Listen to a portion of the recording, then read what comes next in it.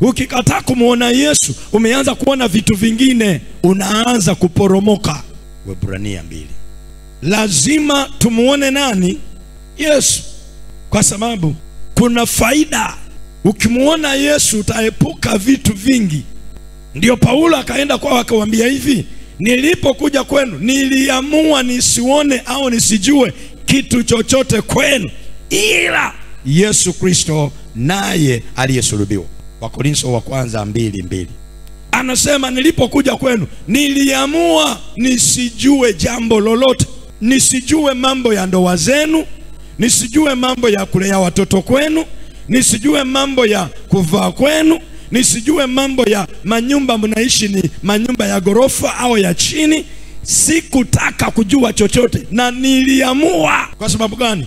Nikianza kujua vitu vingine ambavyo sio Yesu, nitaanza kuwachukia. Nikianza kutafuta nijue vitu vingine ndani yenu ambapo sio Yesu, nitaanza kuwa na maadui wengi, na hayo ninayoyajua hayatanifaa chochote. Kwa sababu gani?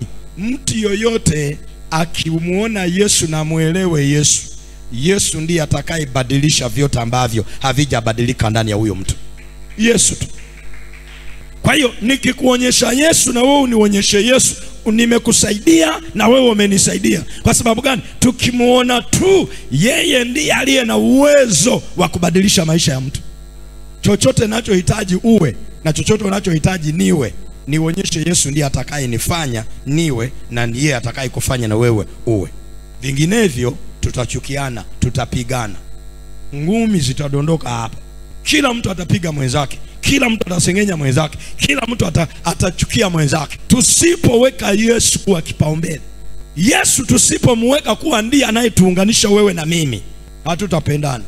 Hatuwezi. Kwa sababu gani? Nitakupima wewe na mavazi, na wewe utanipima pia na mavazi. Nitakupima wewe na nywele, na wewe utanipima na nywele. Nitakupima wewe na viatu, na hapo kiatu chako kitakuwa kizuri kuliko cha kwangu, nywele zangu zitakuwa nzuri kuliko wewe. Viwango vitaingia pale, mimi ni bora kuliko wewe.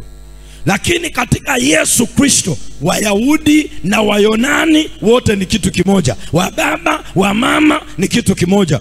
Yani ndani ya Kristo hakuna ubaguzi. Yesu akiingilia hivi, kila kitu ni sawa. Lakini tusipomuona Yesu tumuondoe, tuanze kujiona sisi, hatutaendelea kusali hapa wote. Wengine tutakata tamaa. Kwa sababu gani?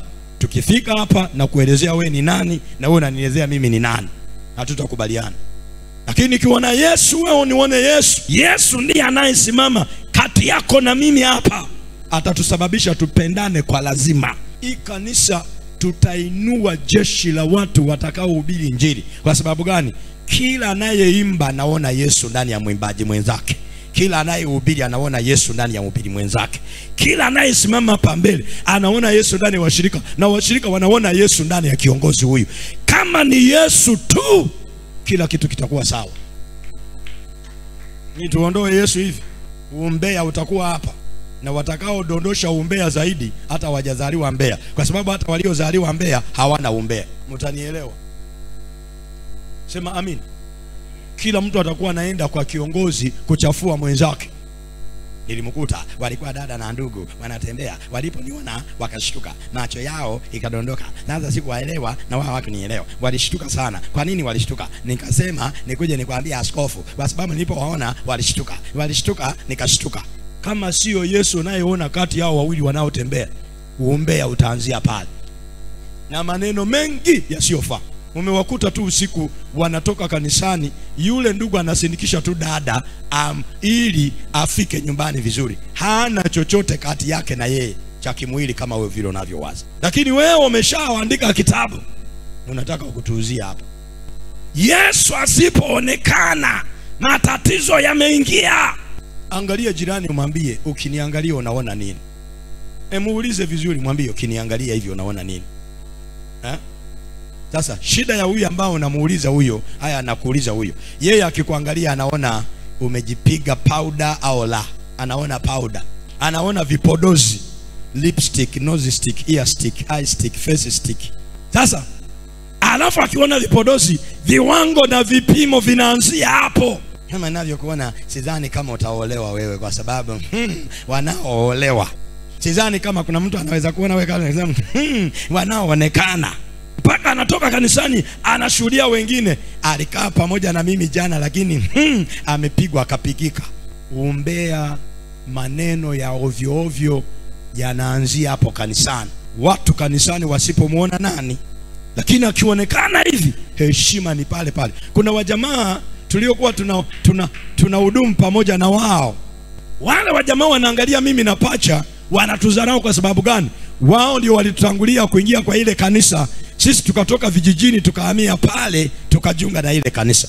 Sasa wanatuona kila mwaka sisi ni wageni. Kila mwaka sisi ni wageni, wao ni wenyeji. Umewahi kukaa na watu ambao wanajua wao ni wenyeji wa Mito ya Baraka, wewe ni mgeni? Kuna wale wanakuaga makanisani, wao ni wenyeji wa kanisa. Wewe aliyekuja juzi au miaka 10 iliyopita, wewe bado ni gani? Kwa hiyo ukiwa unanena na wao wanakukumbusha kila wakati, kumbuka ulitukuta hapa sisi ndio wenye hapa, kumbuka hamjawahi kumbushwa nyie, sijui ni waache tu. Yani yule anasimamia kuwa mwenyeji.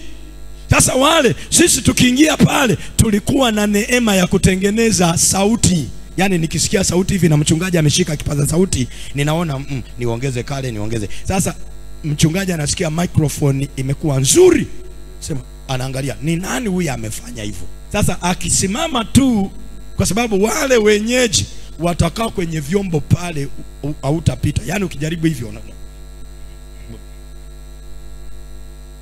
wenyeji. Sasa wewe mgeni lazima ukae mbali. Sasa mchungaji ndiye anatugonganisha na wao bila mchungaji kujua. Kwa sababu gani? Akisimama tu, weka to, nenda pale utengeneze sauti yangu, unakimbia. Sasa unafika pale jamani na kupiga tu jicho hivi, unasoma kitabu kizima pale na hujanunua kitabu kizima. Sema amen. Unatengeneza tu, mchungaji anasema ya ndio safi mwanangu asante, unaondoka haraka kabla hujagongwa ile ya chini chini pale. Sasa mambo yakaendelea hivyo. Sasa mnaingia kanisani, ninyi mnabeba hizi speakers, kwa sababu hizi vyombo kama hivi havikuwa kama vya Mito ya Baraka vinabaki kanisani. Hapana, mnaondoa baada ya ibada, mnapeleka kwa nyumba kama ile. Alafu ibada ikiwa inaanza, mnaenda kule, mnabeba, mnakuja na shati mbili, nguo mbili, nguo ya kubeba speaker na mnaondoa hiyo, alafu mnavaa ile ya ibada. Sasa wajamaa wakiingia, wale wenye kanisa wanafika, wanaonyesha mchungaji kwamba wao ndio wamebeba. Nyie mliobeba hamtambuliki. Sasa wao wanatuona kama tunajipitisha na tunafanya hivyo tupate kibali mbele za nani? Za mchungaji. Sasa wanaona kama tunatafuta kibali. Hawakuelewa, sisi hatuoni mchungaji, tunaona Yesu ndiye tunayemfanyia. Hatuoni wao, hatuoni mchungaji, tunaona kazi ni ya Yesu, tunaifanya kwa uaminifu, kwa sababu hatufanyi mbele ya mtu, tunafanya mbele zake Bwana. Hawakuelewa.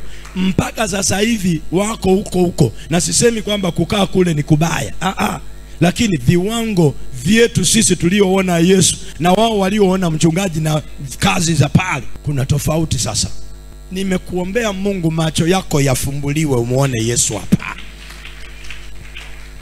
Wanaomuona Yesu katika Mito ya Baraka wanabarikiwa kila ibada. Wanaoona wanadamu wanatoka na maneno mengi. Hata baada ya ibada hii ndio utaelewa aliyeona Yesu kwenye ibada na aliyeona watu.